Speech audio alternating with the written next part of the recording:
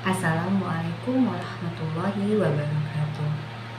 Selamat pagi teman-teman semuanya. Baiklah, perkenalkan nama saya Ismatul Maula dengan NIM A1A321-073. Saya dari kelas R01. Di sini saya akan melaksanakan video pembelajaran mikro yang dimana materi yang akan saya angkat yaitu keterampilan menjelaskan. Di sini saya akan memaparkan contoh dari keterampilan menjelaskan. Assalamualaikum warahmatullahi wabarakatuh. Selamat pagi anak-anak semua. Alhamdulillah. Apa kabar? Alhamdulillah baik. Nah, sebelum kita mulai pembelajaran kita pada pagi hari ini, coba nih periksa terlebih dahulu kebersihan kelas kita. Coba lihat di bawah meja kalian itu masih ada sampah atau tidak. Kalau misalnya masih ada, silakan diambil dan dibuang ke tong sampah. Oke, betul ya. Oke, nah kan sudah nih, udah bersih kan jadinya nyaman kan ketika kita nanti akan belajar buat rasa risih, ya kan. Nah, oke. Sebelum kita memulai pembelajaran kita pada pagi hari ini, ada baiknya kita berdoa. Pada ketua kelas, Ibu persilakan. Selesai. Oke. Nah, untuk memulai pembelajaran kita pada pagi hari ini, nah tadi kan kita sudah berdoa nih. Semoga doanya nanti diberkahi dan semoga ilmu kalian tuh dapat bermanfaat pada pagi hari ini. Nah, untuk lebih semangat lagi nih pada pagi hari ini, silakan kalian berdiri terlebih dahulu. Dan Ibu minta satu perwakilan untuk menjadi dirijen. Kita akan menyanyikan lagu yaitu Berkibarlah Benderaku. Dan anak-anak silakan untuk berdiri. Anak-anak, pada pagi hari ini tadi kan kita sudah menyanyikan lagu Berkibarlah Benderaku, yaitu untuk menambah semangat kalian dalam pembelajaran. Nah, kali ini Ibu akan mengabsen kalian terlebih dahulu sebelum kita masuk ke dalam pembelajaran dan materi kita pada pagi hari ini. Oke, Ibu akan absen. Indah, siapa saja tidak masuk hari ini? Robert. Hanya Robert saja yang tidak masuk, alasannya sakit. Oke, selebihnya hadir ya. Ya, kalian tetap jaga kesehatan. Pada masa saat sekarang ini tuh cuacanya lagi nggak baik, yaitu cuacanya lagi berganti antara hujan ke panas. Nah, jadi kalian harus jaga kesehatan. Oke. Nah, untuk memulai pembelajaran kita, Ibu akan membahas nih, kita kan kemarin sudah membahas tentang bab 1. Nah, pada pagi hari ini kita akan membahas tentang bab 2, yaitu tentang norma dan keadilan.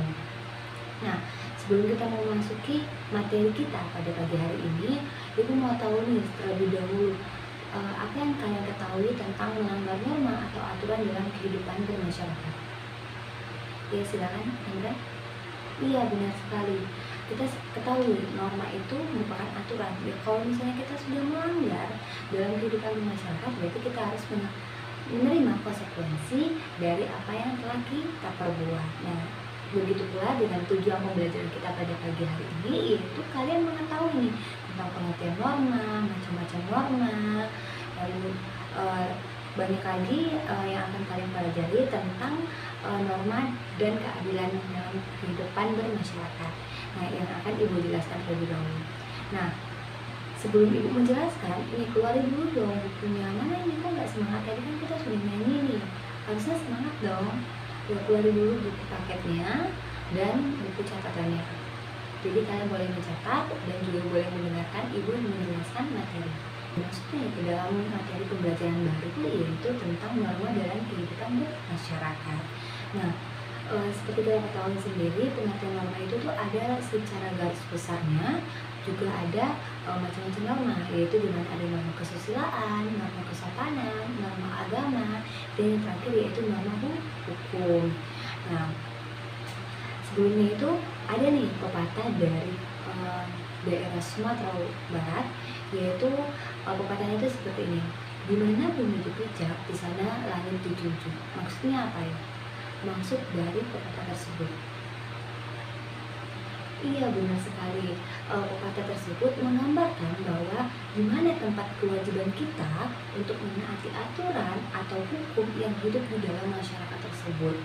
Nah, di mana Dengan kita menaati hukum tersebut, kehidupan kita akan menjadi aman, tentram, dan juga damai seperti yang selalu kita dambakan. Maksudnya di sini adalah di mana kaki kalian diinjak, disitulah kalian harus menjunjung aturan dan atau norma atau kewajiban yang ada di dalam satu daerah tersebut atau di dalam satu kota tersebut, gitu. Next, nah di sini ibu akan menjelaskan terlebih dahulu tentang pengertian norma. Nah, seperti kita ketahui sendiri, pengertian norma itu ada menurut para ahli. Nah, menurut Roses Pouch, itu dalam masyarakat terdapat 3 kategori kepentingan yang dilindungi atau norma hukum itu. Contohnya seperti apa? Contohnya pertama, kepentingan umum, yang dimana kepentingan negara sebagai penjaga kepentingan masyarakat.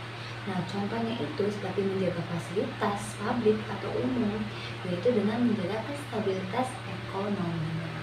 Lalu yang kedua yaitu kepentingan masyarakat. Nah, yang dimana kepentingan masyarakat ini sendiri bagi keselamatan umum. Nah, contohnya adalah perlindungan hukum bagi keamanan dan ketertiban. Nah, selanjutnya yaitu kepentingan pribadi. Kepentingan pribadi itu sendiri merupakan kepentingan pribadi dalam diri kita. Contohnya seperti apa sih, Bu? Contohnya perlindungan fisik, kehendak berpendapat, lalu keyakinan beragama. Oke, dari situ udah ada yang paham nggak sih tentang apa sih pengertian norma itu? Udah ya? Oke, udah dicatat juga kan? Oke, nah next itu ada menurut para ahli yaitu Cicero 106 sampai 43 sebelum Masehi. Nah, di mana dia ini merupakan seorang ahli hukum bangsa Romawi yang mengatakan ubi societas ius. Apa artinya? Ada yang tahu? Oke, ibu kasih tahu ya. Artinya itu merupakan di mana ada masyarakat, di situ ada hukum. Ya, siapapun dia, berumur tua atau muda, anak-anak atau remaja, dewasa, anak laki-laki, perempuan, semua itu memerlukan hukum di dalam kehidupannya. Ya, ingat, tidak memandang bulu, oke? Tidak memandang, oh dia tuh mah tidak harus mematuhi peraturan, tidak. Semuanya harus memerlukan dan mematuhi hukum itu sendiri, oke? Nah, terus dicatat nih, kalau kalian mau catat boleh, kalau mau mendengarkan juga boleh. Nah, selanjutnya ini pengertian norma secara universal atau secara garis besarnya. Nah, norma itu pada hakikatnya merupakan kaidah hidup yang mempengaruhi tingkah laku manusia dalam kehidupan bermasyarakat. Nah, di sini maksudnya adalah hakikat. Hakikat itu merupakan apa? Ya, kaidah hidup yang mempengaruhi tingkah laku manusia dalam kehidupan sehari-hari. Oke. Next, ibu akan menjelaskan tentang macam-macam norma. Nah, sebelumnya ada pertanyaan nggak tentang pengertian norma itu? Tidak. Berarti paham ya? Berarti norma itu merupakan aturan yang harus ditaati dalam setiap kehidupan bermasyarakat. Oke. Next, kita masuk ke dalam macam-macam norma. Nah, di sini macam-macam norma itu ada norma kesusilaan, norma kesopanan, norma agama, dan yang terakhir adalah norma hukum. Nah, seperti kita ketahui sendiri, norma kesusilaan itu kan merupakan bisikan dari hati nurani kita. Nah, maksudnya di sini adalah norma itu kan aturan, berarti dia itu melakukan peraturan hidup mereka sendiri dalam hati nurani mereka, yang dimana mereka itu melakukan semua tindakan mereka, semua yang mereka lakukan itu sesuai dengan hati nurani mereka, tidak ada paksaan sama sekali. Nah, next yaitu norma kesopanan. Nah, norma kesopanan ini sendiri merupakan norma yang berhubungan dengan pergaulan manusia dalam kehidupan sehari-hari. Nah, norma ini maksudnya merupakan pergaulan, yaitu di mana kita sering berjumpa dengan orang yang lebih tua, berjumpa dengan teman atau kerabat. Nah, yang di mana norma ini kan merupakan aturannya. Di aturannya yaitu kita harus menghormati orang yang lebih tua, lalu bertemu sapa dengan teman atau kerabat. Nah, di situ merupakan norma kesopanan. Nah, next yaitu selanjutnya yaitu norma agama. Nah, norma agama itu sendiri merupakan sekumpulan kaidah yang dimana merupakan aturan hidup yang pada manusia yang bersumber dari wahyu Tuhan. Nah, jadi di sini merupakan contoh norma agama sendiri, yaitu norma yang sudah ada di dalam kehidupan kita, yang dimana kita yang sudah yang menganut agama Islam, agama Muslim. Nah, itu kan udah dari Tuhan yang Maha Esa.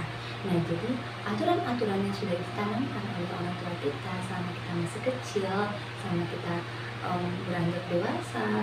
Nah, di situ kan ada aturan agama, di mana anak perempuan harus memakai jilbab, di mana anak laki-laki harus sholat Jumat, dan banyak hal lagi. Nah, di sini peraturan dari norma agama itu sendiri yaitu dari Tuhan yang Maha Esa, dan di mana bentuknya yaitu dari Tuhan yang Maha Esa, yang masyarakatnya tidak bisa mengubah atau mengganggu-gugat dari aturan atau norma agama itu sendiri. Next, yang terakhir yaitu norma hukum. Nah, norma hukum ini sendiri merupakan norma atau peraturan yang mengenai tingkah laku manusia dalam pergaulan masyarakat yang dibuat oleh badan-badan resmi yang sifatnya itu memaksa nih. Nah, sehingga perintah dan larangannya dalam norma hukum itu harus ditaati oleh masyarakat. Nah, dimana tadi kan dibilangnya oleh badan-badan resmi, yang dimana sifatnya memaksa. Nah, jadi misalnya nih, kalian udah tahu nih dilarang untuk melaju ketika lampu lalu lintas berwarna merah. Itu kan artinya harusnya berhenti, dan kalian itu tetap jalan motor kalian. Nah, kalian harus mematuhi peraturan yang sudah dibuat oleh badan tersebut itu, yang dimana tadi sifatnya apa? Yes, memaksa dan mengikat. Jadi kalian harus tetap menaati peraturan tersebut, karena peraturan tersebut dibuat untuk ditaati. Oke, next, contoh dari setiap norma-norma tersebut. Nah, contoh dari setiap norma-norma tersebut itu ada beberapa contoh. Contohnya yang pertama, norma kesusilaan. Misalnya nih, kalian nih teman kalian berpakaian yang tidak sesuai dengan tempat dan situasi. Nah, yang akan kalian lakukan apa? Iya, kalian akan memberitahu kayak bajunya ini nggak cocok loh untuk acara ini gitu. Terus kalian memberitahunya dengan cara yang baik, yang diterima oleh teman kalian. Nah, itu merupakan norma kesusilaan yang dimana berasal dari hati nurani. Next, yaitu norma kesopanan. Norma kesopanan itu contoh konkretnya, yaitu misalnya nih, kalian melewati orang yang lebih tua. Seharusnya ketika kalian melewati orang yang lebih tua dan mereka menegur kalian, seharusnya kalian juga menyebut kembali, atau kalian permisi ketika kalian lewat di depan orang yang lebih tua. Seperti itu. Itu merupakan norma kesopanan. Dan yang selanjutnya yaitu norma agama. Nah, norma agama di sini contohnya itu, contoh yang paling konkret itu adalah toleransi.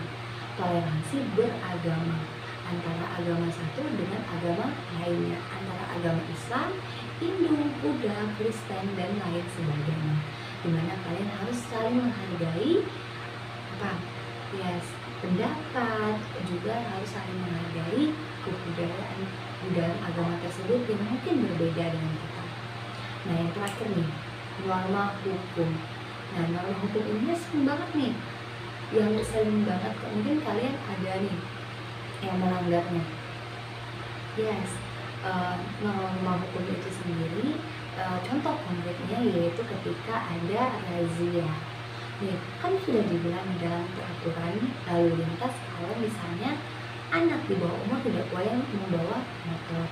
Lalu ada juga peraturannya ketika berkendara motor harus menggunakan helm, tapi itu nggak dilakuin. Terus akhirnya kena tilang. Nah, kalau kena tilang berarti harus menerima konsekuensi yang sudah diberikan oleh badan resmi atau yang sedang melakukan penilangan tersebut, yaitu polisi. Nah, itu kan tadi contohnya nih. Nah, sanksi dari yang diterima oleh setiap norma itu sendiri yang ibu bilang itu, kalau misalnya norma kesusilaan itu merupakan perasaan yang tidak tentram, yang dimana gelisah, merasa bersalah karena cara pembicaraannya yang tidak baik gitu. Dan jadi dia tuh merasa tidak rasa hati itu rasanya bersalah terus sama orang, dan hal itu tidak baik gitu. Jadi kalau misalnya kalian merasa ada sesuatu hal yang menjanggal di hati kalian, seharusnya kalian langsung membicarakannya. Oke, next yaitu norma kesopanan. Nah, norma kesopanan ini sendiri untuk sanksinya itu bisa bentuknya dikucilkan, terus dicela, lalu ditegur. Ditegurnya akan pasti dibilang seperti ini. Seharusnya kalau lewat di depan orang yang lebih tua itu permisi dulu, nggak harus yang lewat aja atau ngomong aja, lewat kan nggak sopan, ya kan. Nah, selanjutnya itu norma agama. Nah, norma agama sendiri ini tidak bisa digugat oleh siapapun, ya, yang mana itu sanksinya itu dari Tuhan yang Maha Esa. Jadi baik itu pemerintah, baik itu masyarakat, itu tidak bisa menggugat, yaitu sanksi dari norma agama itu sendiri. Nah, selanjutnya itu norma hukum. Nah, norma hukum ini sendiri merupakan bersifatnya kan tegas, ya kan. Nah, jadi kalau bersifatnya tegas itu berarti memaksa. Nah, dimana bentuknya itu bisa aja mungkin disuruh bayar uang untuk tilang, atau misalnya dia melakukan satu kejahatan dia bisa dipenjara, atau mungkin hukuman paling berat ketika dia melakukan kejahatan itu bisa hukuman mati gitu. Oke, next yaitu selanjutnya yaitu sumber norma. Nah, sumber norma ini sendiri kan ada 4 kan, tapi berbeda-beda. Nah, sumber norma itu sendiri merupakan kepercayaan terhadap Tuhan. Nah, kepercayaan terhadap Tuhan yang Maha Esa. Jadi sumbernya itu langsung dari Tuhan yang Maha Esa. Terus yang kedua yaitu norma kesusilaan. Nah, norma kesusilaan ini sumbernya itu moral yang dimana moral dari masyarakat atau diri sendiri gitu. Jadi kita juga nggak bisa ngejudge, karena itu moral berarti kan bagaimana cara dia untuk bisa menghargai, ya kan. Nah, yang selanjutnya yaitu ada norma kesopanan. Nah, norma kesopanan ini sendiri itu sumbernya merupakan keyakinan masyarakat yang bersangkutan. Jadi ya kalau misalnya kan kalau kesopanannya berarti kan dari masyarakat yang bersangkutan. Ya kalau misalnya si A beranggapan bahwa lewat di depan orang yang lebih tua tapi dia tidak kenal, ya nggak apa-apa, lewat langsung aja tanpa permisi. Tapi bagi si B, walaupun dia tidak kenal dengan orang yang lebih tua tersebut, tapi dia tetap menghormatinya dengan permisi terlebih dahulu. Nah, itu merupakan keyakinan dari masyarakat sendiri. Nah, yang terakhir yaitu peraturan norma hukum. Nah, norma hukum ini sendiri bersumber langsung dari peraturan perundang-undangan, lalu jurisprudensi, lalu kebiasaan, doktrin, dan yang terakhir yaitu dari agama. Jadi bisa dibilang kalau norma hukum ini input atau campuran langsung dari norma agama, kesusilaan, dan norma kesopanan itu sendiri. Oke, paham anak-anak? Baiklah, alhamdulillah ya kalau misalnya paham, Ibu akan lanjutkan materinya ya.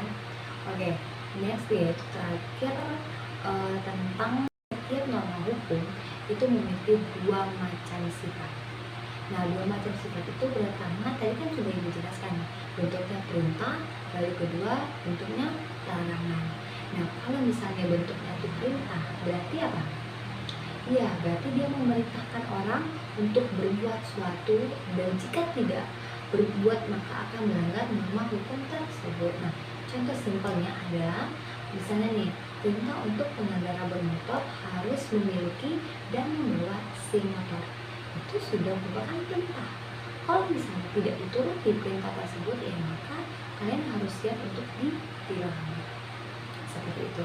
Nah, yang kedua tadi kan ada bentuknya bersifat larangan. Nah, larangan ini sendiri merupakan larangan orang berbuat sesuatu, dan jika orang tersebut melakukan perbuatan yang dilarang, maka ia melanggar norma hukum tersebut.